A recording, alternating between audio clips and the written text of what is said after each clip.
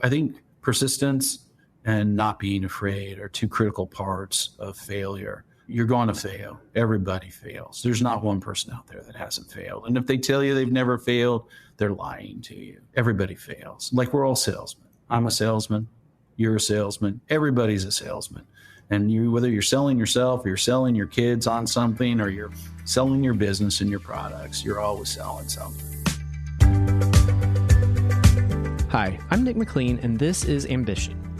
Out of the 13 businesses started by Gregory Gragg, only 4 are still operating, but they are bringing in millions. So what sets these 4 apart? Today, we're going to find out. I met Greg through an acquisition deal that involved marketing and was impressed with his expertise and impressive business portfolio. Greg started Gragg Advertising in his basement 31 years ago. It has since skyrocketed to an award-winning agency, creating integrated campaigns for both digital and traditional media. He's also the chairman and CEO of Blue Chair, an asset management company that oversees his multiple businesses. In this episode, Greg shares the lessons he's learned from $5 million mistakes, delegating to his team, creating out of need instead of desire, and negotiating his way out of bankruptcy. You're probably going to want to take notes during this conversation. It's that good. To start off, I thought maybe it might be interesting to hear what inspired you to start Gragg Advertising. What was your vision for the company when you started, and how has that vision changed over time? Well, Gragg is a 31-year-old firm. And so when I first started, I had been working for Time Warner Inc. And then I came back to Kansas City from New York City, and I was a director at an agency, and that agency went out of business. I had gotten a job offer from Fox Sports Northwest, and I was headed out to Seattle. And about a month later, that agency that I had worked for here went out of business. And so once I got out to Seattle, back in the old days, I had a brick phone on my backpack, and I was backpacking up Mount Si outside of Seattle, and I started getting phone calls from individuals saying that the agency had gone out of business and that they wanted me to come back, and they wanted me to help with their marketing accounts. And so I jumped on a plane back to Kansas City and ended up with 10 accounts out of that deal, and really worked out of the basement of my house for 6 months, 7 months, looking for, hey, is this what I want to do? Or, what am I going to do here? And so I decided I was going to grow the agency and make a go of it. And so, rented 630 square feet from a guy named Nick Gatzoulis, who owned property in downtown Overland Park. And I went from there. Funny thing was the heat didn't always work. And so there was always ice on the inside of the windows of that office. But it was a good start. I enjoyed it. Well, Greg, I got to tell you, if you could have consulted me, I could have helped you transition your business like overnight. The big entrepreneurs, they start in their garage, not their basement. If you just would have made that small tweak. I know. I should have taken a lesson from all of the tech people out in California and started in my garage instead. But it seemed to work out. I was in my basement. I was a jack of all trades. I was, one-man band, and I was writing copy. I was producing commercials, TV, radio, print. And so I was doing it all. And, then I do the accounting at night. And so I was burning 14, 15-hour days doing that during the week. And then I take the weekends off. I always took the weekends off and, enjoyed it and hung out and went out and partied a little bit. But always Sunday night through Friday, that was the rule. You're gonna bust it. But that gave way. Things changed. We ended up, I'm very entrepreneurial, and so I've started 13 different companies. And so I started taking the money I was making and investing in other companies or starting other companies. And my vision was to start other companies and then build into an equity group situation. And I've owned everything from restaurants to breweries to trucking companies to gyms, you name it, I've owned something. And so we just ended up right now with what we have now, which is IntegraShield, Gragg Advertising, and Lover One, and Blue Chair, which is where all of our owners sit. And so it just evolved. Everything evolved from really the things that worked evolved from need, not desire, which is important. Is it needed in the market? Is the product needed in the marketplace? And Lover One's a PEO, professional employee organization, and they help small business. We co-employ small businesses, and it's needed because small businesses can't afford insurance. They can't afford 401ks. They can't, their workers' comp rates, their unemployment rates are always horrendous. And so Lever One mitigates that and co-employs those individuals. And then, we've got a group of about, I think 5,800, 5,900 co-employed individuals across all 50 United States that leverage the power of those individuals. And that's the whole purpose of a PEO, is to leverage. Integra Shields, internet security, as well as compliance monitoring. And so we work pretty closely with the FTC, FCC, CFPB on their regulations, as well as states attorneys generals on all of their regulations, and associations of all different kinds on their regulations. And so that product is a great product that helps people. In Gragg advertising, you could argue, is advertising really helpful? I really believe that advertising and marketing is very helpful. I mean, you've got to get the word out on a product or a service so people can benefit from it. Now the government's kind of arguing that point on the lead gen category. And so there's some regulation coming in as it pertains to lead generation, but the point is still there, that we're trying to make sure that we get the word out and we educate people on at least the basics, the fabs, the features, advantages, and benefits of the products that are out there that we're representing. That's kind of a background on all of it.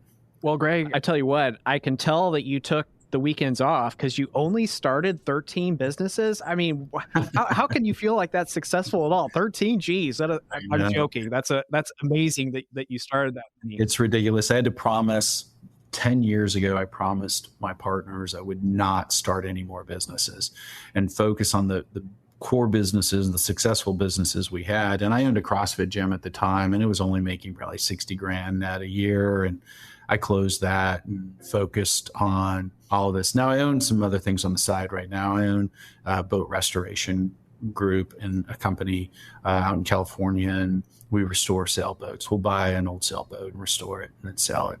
So. Well, I'd like to go back to something earlier that you mentioned that I think is very common with many business owners. You talked about wearing so many different hats, burning the candle at both ends.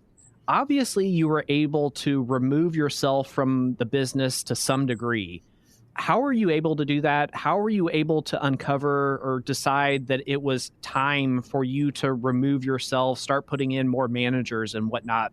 Because again, I think that that's a challenge that so many business owners face. The ones that are successful perhaps continue to grow their business. The ones that aren't maybe stall. So I'd love to hear your thoughts on that.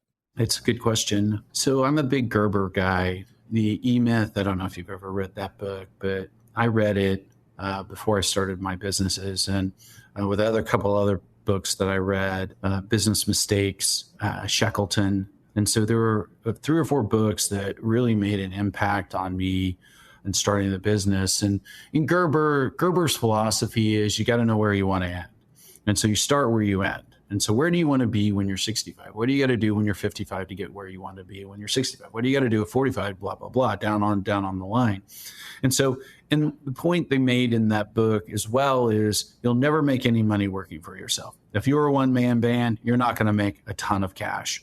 And so, I mean, even if you're an attorney and you're billing at $500 an hour, if all you got is yourself, you're going to end up carrying the weight. And if anything happens to you, or, or the environment changes or the industry changes, you're going to be stuck. And so diversification as well as delegation is the key.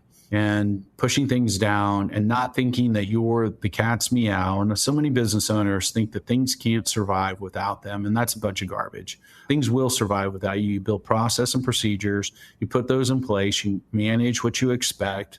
Inspect what you expect is the rule. And you manage that way. Like right now, I get KPIs on all my reports on Fridays. I look at them over the weekend.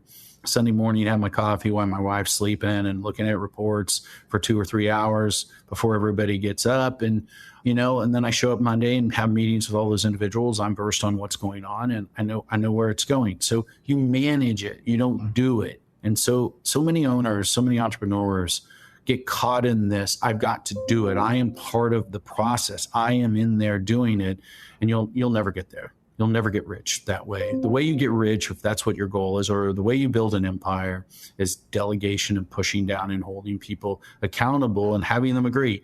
I don't make one plan. I don't do any plans.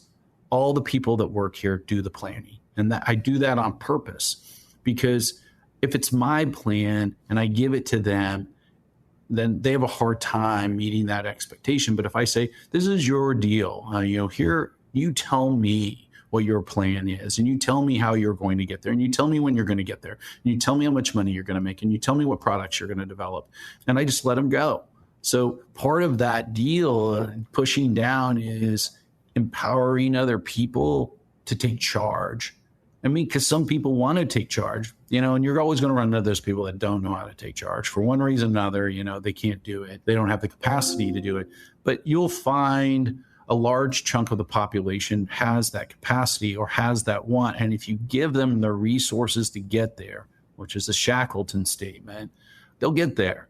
Where people also go wrong is they sometimes sabotage, owners and entrepreneurs sabotage other people. They don't want them to be better or smarter or stronger than they are. And that's another mistake. I mean, you're only as good as your stable. And if you can't put people in there that are super strong and smarter than you and bring more to the table than you can bring to the table, you'll never get there. Surround yourself with great people, the greatest people you can afford. And, as a small business owner, you can't always afford the greatest people. And so you have to look for those opportunities. You have to look for the right people. And, if you keep working on it, you'll find them. I've gone through a lot of people, unfortunately. And so it's important to realize that there are people out there that care and that want to succeed. And they don't have the tools or they don't have the resources. But if you give them those tools and those resources and say, okay, write your own plan, tell me where you're going to be. I may adjust it a little bit and give you direction, but you're free to run now. I'm going to get out of your way. Run and, report to me weekly on what you're doing and how you're doing it and where your revenue is and what your product development is, and let me know. And I found that succeeds the most by empowering those people and giving them that opportunity. Eric Brune, who is the CEO of Lever One, she started with me as an operations manager at Gragg. And, now she sits on top of that organization. There's, 50 plus people there. Their revenue is $300 million. And so, I gave her the tools. Same with Daryl. Daryl's sitting on top of a $25 million agency, and, he built his team. He did what I asked him to do, and I gave him direction, and he took it from there and built it and continues to manage that day to day. Now I'm really teaching each of those CEOs to elevate themselves. How do they escape the day-to-day pressure? And that's, they're all trying to get there. Now I'm working on my CIO now and the president of IntegraShield to do the same. I need them to elevate. But Daryl and Erica embraced it. And they, I said, when you're ready to take the CEO title, take it. Erica took it immediately. And then it took Daryl a while. I had to go back to him and say, well, what the hell, dude? I just gave you the right to take the CEO title and bounce me out and force me out. And so he did. He took it, hired a president, and moved forward. And, IntegraShield's not quite there yet. And so I'm waiting for that opportunity as well, as to grow her. And then my CIO, I had a conversation with him this year, and he's an owner. And I'm like, dude, just hire the people. Hire the people. This will survive without you. In fact, we want it to survive without you. That's when you know you've been successful. Because as an entrepreneur, what do you want to do? Do you want to work your whole life grinding 15 hours a day? Hell no, that's crazy. You can't do it. That's not sustainable. It's not sustainable. You will burn yourself out. And so get to the point where you can work on projects that you want to work on. You're still probably working. If you want to work 30 hours a week, you can do it. I don't work 30 hours a week. I work probably 50 to 60 hours a week, but that's me. That's my animal. That's the stripes I have. I like to do it. And so, I gave him that power where I'm like, look, you don't want to work 50, 60 hours a week on this. You want to bring people in that can do the job better than you can do it. And you want to educate yourself, and then you want to manage and you want to educate yourself, and then push the rest of that team to educate themselves to get where they want to go. And that's a long statement to your question. Well, I think that's great. It's a great answer. One thing it made me think of was the concept of, if an idea is brought to you that is perhaps 90% as effective as it could, you have the potential as the manager to try to move that from 90% to 95%. But also, you got to think about, though, what the motivation will be by the person that brought you that. If you try to make all these changes, then motivation drops from 100% maybe down to 50%, and you're getting an inferior output.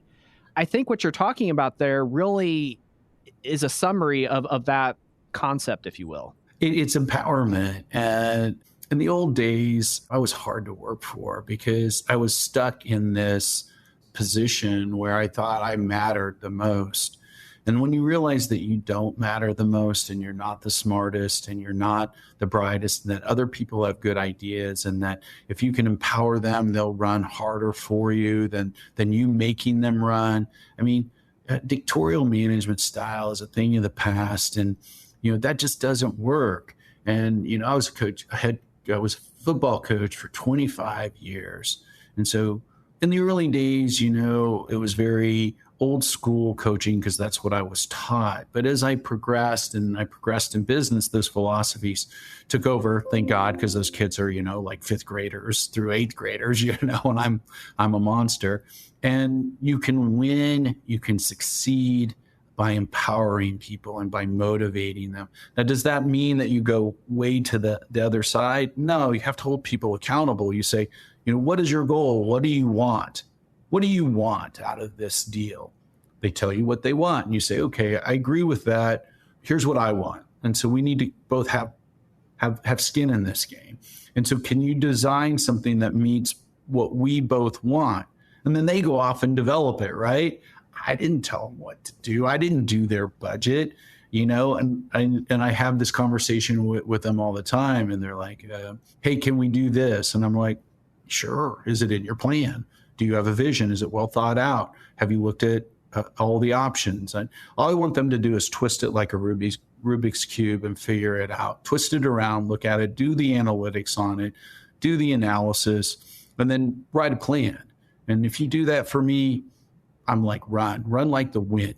Because I ran so hard, I ran and failed so many damn times and I learned so much. And thankfully, a little bit of luck and persistence played out, and I was successful in 4 of the ventures, what I started.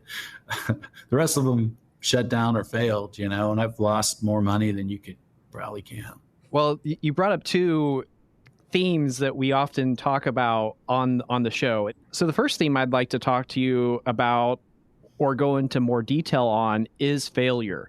How has failure impacted where you are today? Has it been the reason why you are here? Or how do you think about failure, especially as it relates to perhaps advice or counsel you could give to other business owners? Failure is painful, but it happens and you work through it. So resilience is stronger than failure. And so if you have a greater resilience to get back up once you've been knocked down and move forward, then you can win. Where people go wrong is they fail once and they're like, okay, I tried this and I'm no good at it and I'm going to give up. I was a collegiate athlete. I rowed in a boat, and I worked my way up and worked hard to get into that varsity boat and get in that boat and row.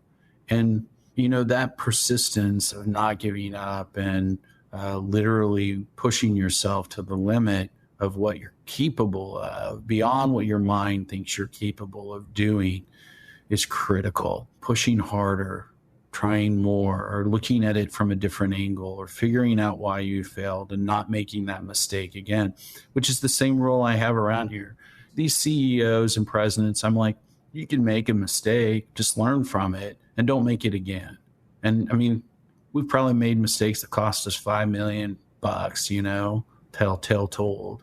But it's all part of the process. You just have to be able to weather the failure. And a lot of people have failed and moved on. From Thomas Edison down the line, there's tons of failure out there, but they just don't give up. Their persistence is greater than, their vision is greater than the failure. Also, some entrepreneurs are like me, and I have no fear. I lack fear. And so not being afraid is critical as well. And so most people you talk to, they're like, oh, I can't start a business. I don't want to risk $100,000, or I don't want to risk 2 million. I just don't want to do it. And I mean, no risk, no gain. I mean, you have to risk something, and you have to believe in yourself, and not having that fear behind you is really probably one of the greatest things or the greatest gifts I have. Is I just wasn't ever afraid, 28 years old, starting a company, and, turning down a job with Fox Sports and starting my own business. I mean, people were like, what, are you crazy? I mean, you could go work for those guys, go to every football game, basketball game. That's a great job. And I was just like, this is what I want to do. I'm just not going to compromise on what I want to do. So I think persistence and not being afraid are two critical parts of failure. You're going to fail. Everybody fails. There's not one person out there that hasn't failed. And if they tell you they've never failed, they're lying to you. Everybody fails. Like, we're all salesmen. I'm a salesman. You're a salesman. Everybody's a salesman. And whether you're selling yourself, or you're selling your kids on something, or you're selling your business and your products, you're always selling something. I couldn't agree more. Oftentimes I'll talk to other folks that are wanting to buy a business because that seems like the next best path for their career or their lives or whatever. And ultimately we get to the topic of risk tolerance. A lot of times they'll tell me, I'm really nervous about this, or I'm really nervous about that. Immediately in my head, I think to myself, when it comes down to it, when they have to sign on the dotted line, are they going to be willing to do it? Mm-hmm. My thinking about myself, how I've responded in those situations, sometimes I wonder, do I have no fear, or do I evaluate risk differently than those folks? Now, I know you mentioned that you have no fear, but do you also think it might be this concept, you just have a different way of evaluating risk so it doesn't feel as risky to you? Yeah, I mean, I'm a numbers guy, and so, I'm good at Excel, and I sit down and project it out, and I have rules that I follow myself. And so it's like, whenever I do my plan, I always cut it in half and see if I can make it. I cut the revenue in half. I'm like, will I make it or not? What costs could I cut? And so even before I go out into a venture, I'm analyzing that risk, or what am I going to do when it all falls apart? And maybe that's a little bit of neuroses that I have of analyzing just the negative side of it. But I guess my feeling is, and why I have no fear, is if I can do that, and I can show that the business can float even with half of the revenue that's coming in. And granted, you're going to make cuts and you're going to make hard decisions, which I've done before, right? And so I've gotten into those situations, and I'm like, okay, I know what to do now. I know I need to cut this, and this, and I need to look at sales, or I need to look at operations, or I need to look at the product itself. Has the product gone bad? And so you jump into this crisis manager mode that you've already pre-planned in your brain. And maybe you're right. Maybe that's why I have no fear, because I've already gone through, and there's no way you can count for every scenario, right? You can't account for everything that can go wrong, but you can account for some of it, and then you can manage it. Any business to a degree can survive downturn if you know how to manage it, or you know how to react to it. And where most entrepreneurs fail is they refuse to react to the downturn. So things aren't going well, and they're like, okay, things are going to improve, and then all of a sudden it crashes, right? It never improves. And so change and innovation has to be part of that. And so you build that into your model that, okay, if things go wrong, then, we're going to change it, and I'm not going to wait. And, timing is everything. And we've changed and, evolved. And I have a lot of theories on product or business growth models. Most businesses have this exponential growth rate that goes to the roof. They mature and then they fall off and die. That's true of every business. But there's a piece of that. There's another curve that you can put on top of it, which is called the innovation curve. And so if you're constantly innovating that business, you tighten that growth curve and pull it back to the growth model. But you're always going to have to be improving your product, or adding a product, or adding another service to your entity and evolving that. Like AI right now. I mean, AI is so incredible. And people that aren't adopting AI right now, they're missing the boat. I mean, unbelievable opportunities here. And so, I mean, we're looking at it and going, okay, how can we cut 80 hours down to 10 hours? And it's possible. We can do it. You just have to be willing to do it. You have to be willing to innovate and put a little more energy in it. And if you're in a position to do it, and this is another thing, it's time and money. Either you're spending time or you're spending money as an entrepreneur. And so is it your time that you're going to have to invest in that innovation to make that company grow? Or are you going to spend the money on the people that can help you get there? And spend the money on the people is what I say. I wouldn't disagree. Separately, you've brought up concepts of hard work and luck. As you think about your own career, as you think about what other business owners might need to hear, what are your views on the interplay between hard work and luck? I'll tell you, some folks say it's all hard work. Some folks say it's all luck. Some folks say, that's a stupid question, Nick. I want to get on with my day and run my business. What are your thoughts on the interplay between those two concepts? I think, opportunists. Good entrepreneurs are opportunists, and they keep their eye on the market, and they have a sense. And I have a sense sometimes. I get a sense. And it's a reality of situation. If things are downturned and things aren't going well, I think about it and I think of options, and I've already thought about it and I know what to do. And is that luck that you've pre-planned, or you've gone through all those scenarios in your mind? And so you know what to do and make the course correction. And it generally isn't this huge course correction that you're going to make. It's usually something little, and you twist the knob one piece, or you pull the lever halfway down. And that change in the business model makes all of the difference. Now, that might be for a restaurant, that might be your menu. Maybe your menu is not good right now and you need to change it, which is a whole other topic. My wife's vegan, and so there's such a huge opportunity for vegan food. And so people don't realize that it's generally one change. Again, they get stuck. And so is that luck? I don't think so. I called it luck, but really it's persistence. It's making the change. It's the commitment to say, this isn't working. This isn't working. We have to change. And I think a lot of that came from a lot of different aspects of my life, sports, being a collegiate athlete, coaching. Hey, if something's not working, you need to make your adjustment in the second half, and we need to make sure that we're going to be able to beat this team. Granted, I'm dealing with sixth graders, but the fact of the matter is our coaching staff would make the change. We'd say, this isn't working. Let's analyze what's going on here. What defense are they running? What offense are they running? And so we'd go in at halftime and we'd figure it out and say, okay, we're going to make these 3 or 4 changes and see if it works. In the end, out of all those years, my net was a winning record. And so it did work. We made changes on the fly. And I think that helped me as I was running my businesses to make changes and not be afraid. So is it luck? I think it's probably more persistence, and then more analytics and thinking, sitting down and thinking, and then not giving up. I just can't give up. I just don't know how to do it. I think that's a good quality, to never want to or even be able to give up. I got to tell you, there was a point in Gragg's life where we were servicing an industry that was under fire by the regulatory groups, and they shut everybody down, and we were doing business. We were doing killer business. We were killing it.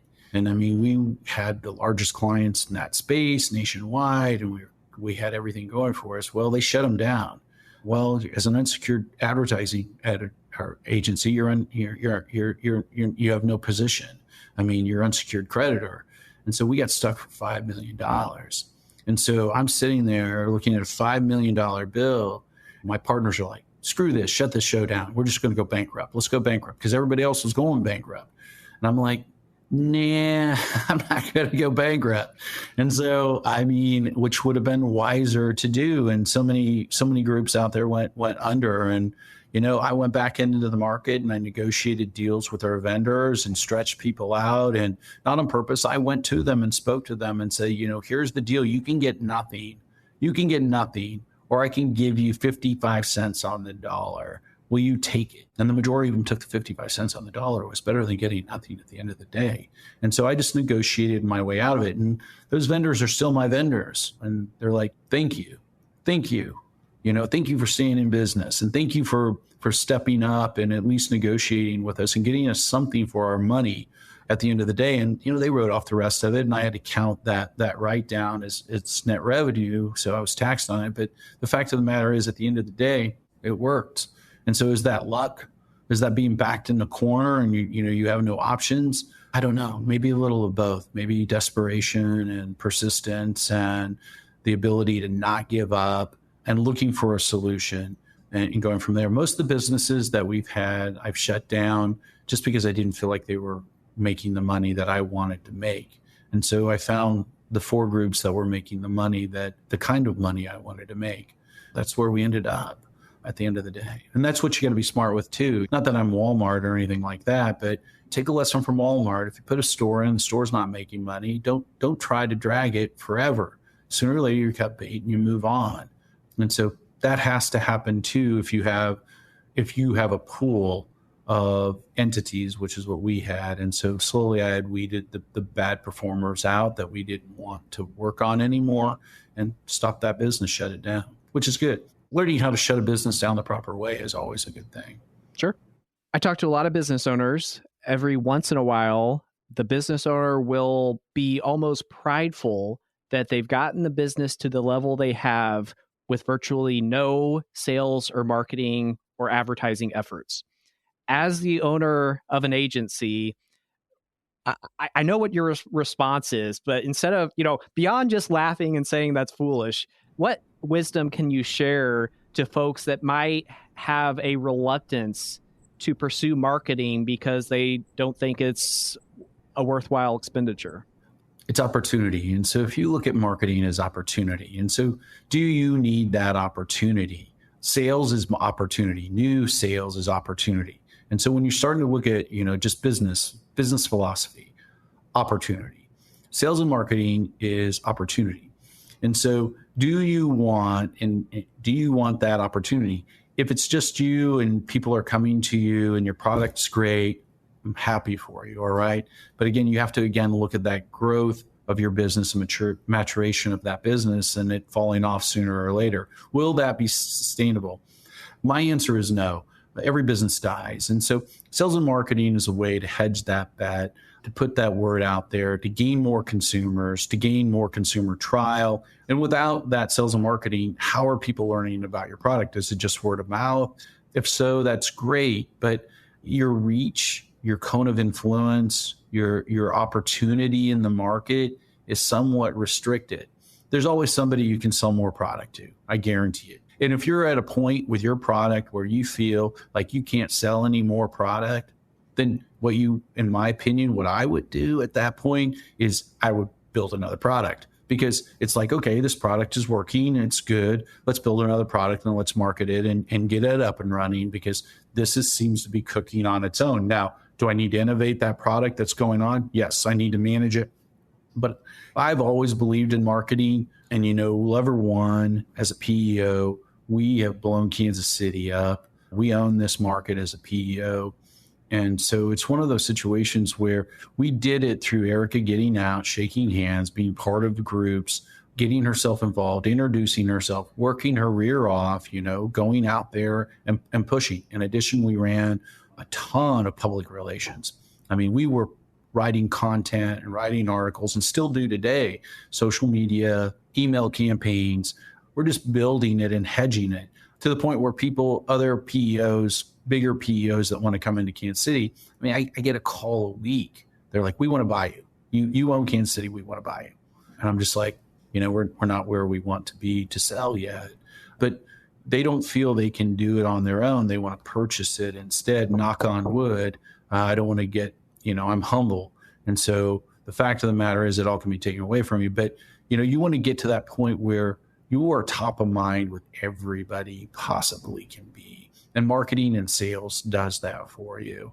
And if you want to get big, again, I'm falling back to the philosophy, you can't do it all yourself. And so hiring a sales force that goes out there and then holding them accountable for their results and their new business sales is critical. Now, you're still always going to get those referrals. You're still always going to get new consumers that way. But can you get another 20% and pay for that sales force to get out there? Can you get another 20% when you're running an 8% marketing budget against it? And you can. I've seen it. I've seen it grow.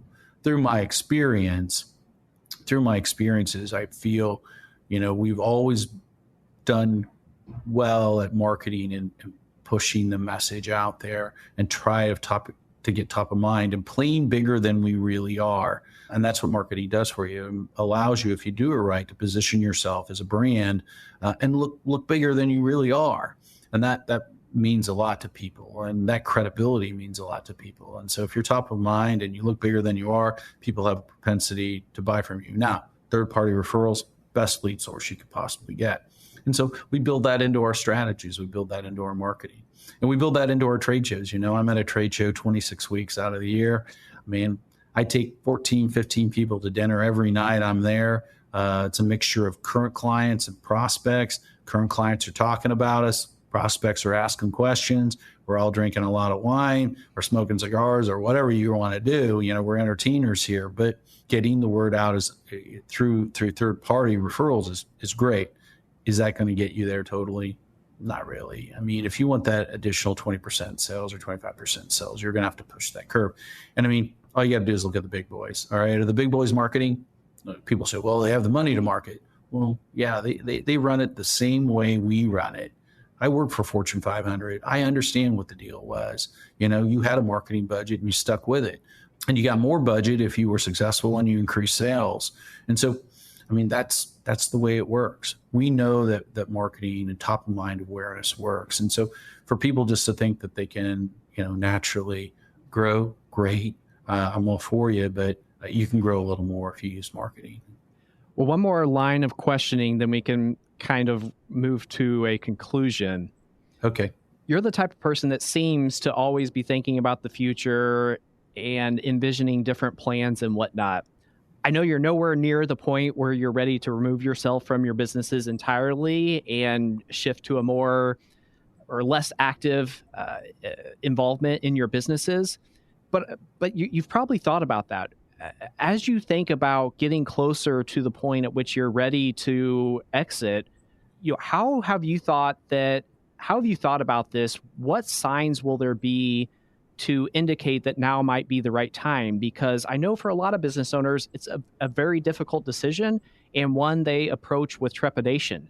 Mm-hmm. I just have a target. I know what I want. I've already thought it through. And so again, start with the end in mind. I know what my number is. I've done the math. I know how I want to live. And I know what I want to own in my older age or the next phase.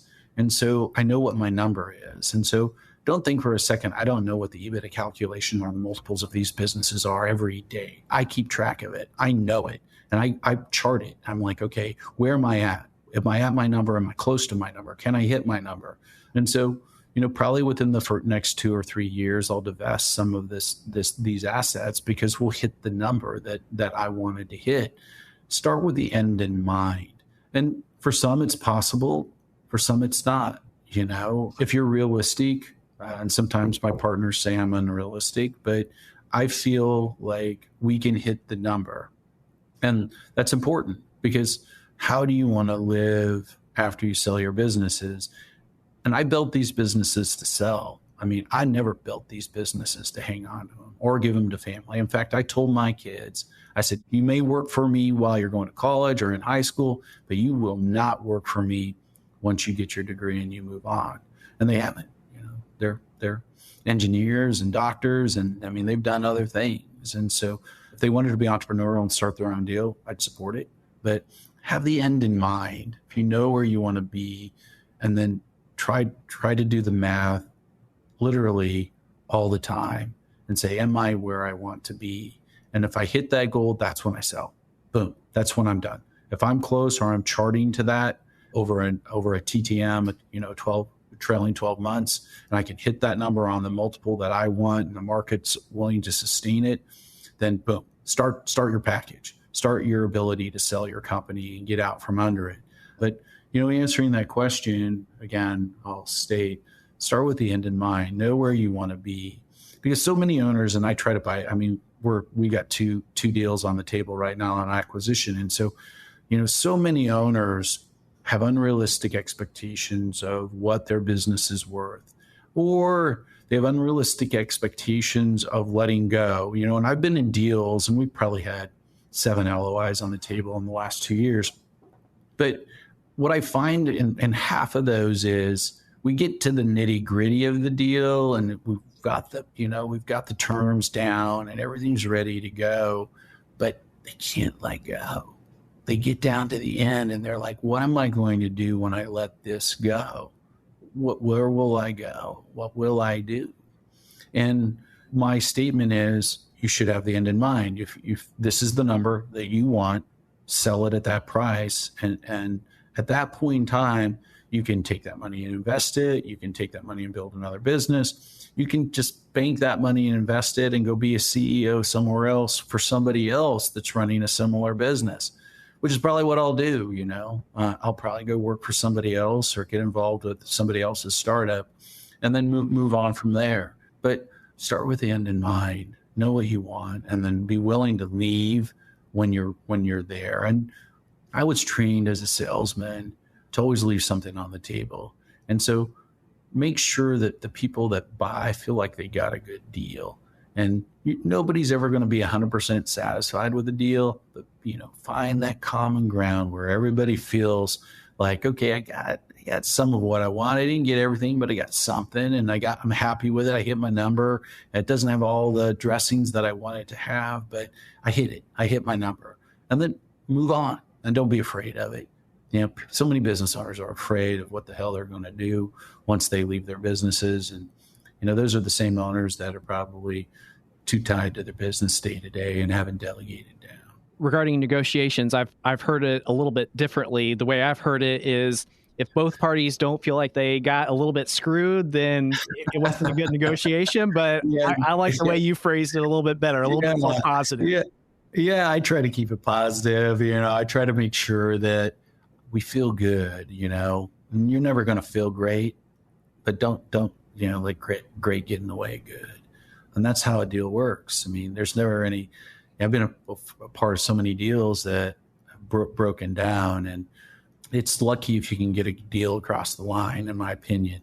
It takes a lot of hard work and negotiation and persistence and, compromise. And so, if you can get it across the line, great, which I've done before, but I've failed more than I've succeeded, quite frankly. Well, as we move into the conclusion, not trying to imply that I will ever achieve the level of success that you have or anything along those lines, but some of the topics you talked about, specifically about empowerment and persistence, it's oddly familiar to the 4 pillars that are within our name. It's relationships as a cornerstone for success, servant leadership, which is a lot about removing the obstacles so that your team can be successful, not about making yourself successful, challenge the status quo, and then the last one is persistence or perseverance. So again, as you were talking about these, it was just oddly familiar to a lot of the principles that myself and my partner hold ourselves to and what we want to hold our firm to. Yeah, you would say it's not really all that difficult, but it is. At the end of the day, those 4 pillars are critical, and you would like to think that you could achieve all of them succinctly and together, but it doesn't always work that way with people. I try to live by those. I mean, I try to be humble in my approach. And I think that plays a role too. Humility and the being able to look at yourself and say, you know what? I'm not the greatest thing since sliced bread. I really not. I work hard and I'm pretty smart, but there are other people smarter than me and other people that can help me get where I want to go at the end of the day. Well, Greg, really appreciate your time. I always feel like a conversation with you makes me energized about future prospects and views the world a little bit differently. I really think that reaction is the mark of somebody that gets it. And, even if that doesn't translate to billions of dollars, I know that you're going to be happy. I know that you are happy with where you are in life, knowing that you want to push a little bit harder, you want to push a little bit longer, but that you're not letting business get in the way of happiness. You're not letting business get in the way of family. Similar boat, and I just applaud you for that and really appreciate your viewpoints. Yeah, thank you for having me. I really appreciate your time, and I enjoyed the conversation.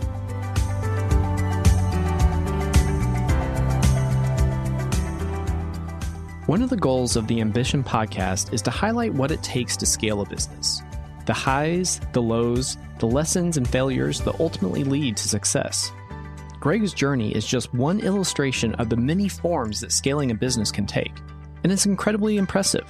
From the 13 different businesses he started and his success in scaling one to $300 million in revenue, he is a leader that walks the talk.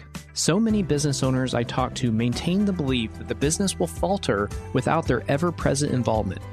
But Greg's story shows that he was only able to grow the business by essentially adopting the opposite mindset. I loved his honesty and clarity around the need for leaders to get out of the way and let their team do their best work. If you're trying to scale but are struggling with this concept, Greg's story is full of encouragement and inspiration. Have you been enjoying Ambition? Leaving a review wherever you listen to podcasts is a great way to help others discover the show. I love reading what takeaways you found applicable for your own business or career. Thanks for listening.